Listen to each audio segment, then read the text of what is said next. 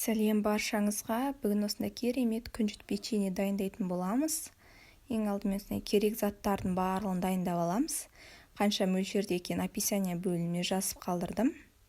Ең алдымен осылай күнжітімізді қуырып аламыз. Яғни оты қатты болады, газдың асты. Үнемі осылай қозғап тұрамыз. Байқасаңыздар, асты кішкене қоңыр түске еніп жатыр.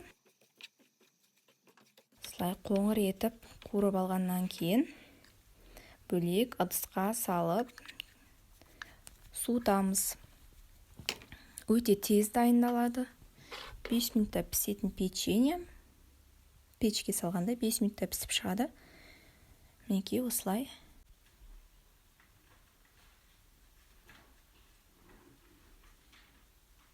Осылай суытуға қойып қоямыз. Ол суым дегенше печеньеміздің басқа бөлігін дайындаймыз. Яғни електен өткізілген ұнымызға кішкене тұз, қамыр қопсытқыш саламыз 1 қасық. Және де үй температурасында тұрған сары майымызды, қантымызды екеуін біріктіріп, қасықтың көмегімен осылай жасаймыз. Оның үстіне 1 жұмыртқамызды саламыз. Барлығын миксердің көмегімен осылай миксерлейміз. Кем дегенде 3-4 минуттай осылай ағарғанша, кішкене көпіргенше әдемілеп көтерілу керек кішкене. Мінекей бізде әдемі көтерілді. Оның үстіне аз-аздан ұнымызды бөліп, салып, қасықтың көмегімен осылай араластырамыз.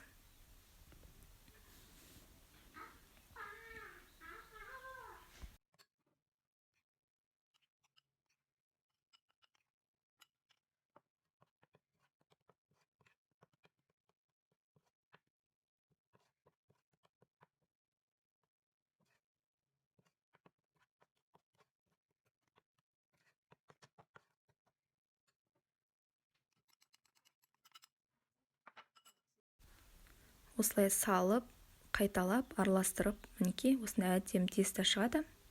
Суыған күнжітімізді үстінен саламыз барлығын. Мінекей. Барлығы бір келкі болғанға дейін қасықтың көмегімен араластырып,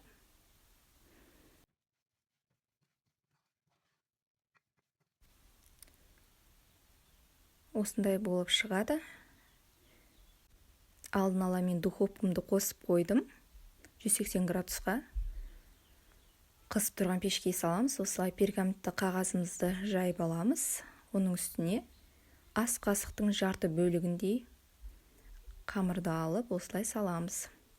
Жаюдың ешқандай қажет жоқ. Ол өз жайылатын болады. Ара қашықтығы бірақ міндетті түрде алыс болу керек. Өйткені бізде печенье жайылады. Жайылғанда бір-біріне жабысып қалуы мүмкін. Видеода көргендей қылып жасасаңыздар, міндетті түрде әдемі болып шығады. Мінекей осылай барлығын салып шығамыз.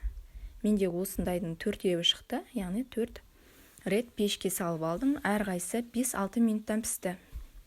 Мінекей басында осылай болып тұрады, кішкене уақыттан кейін былай жайылатын болады. Міне біздің печеньеміз пісіп шықты, өте әдемі. Басында жұмсақ болып тұрады, какой-то 1-2 секундтан кейін қатаяды, қытырлақ болып тұрады. Осындай өте керемет, әрі дәмді, пайдалы рецепттер менің каналымда. Каналыма өтіп, жазылып, лайк басып тіркеліңіздер, ұнаса комментарий қалдырыңыз.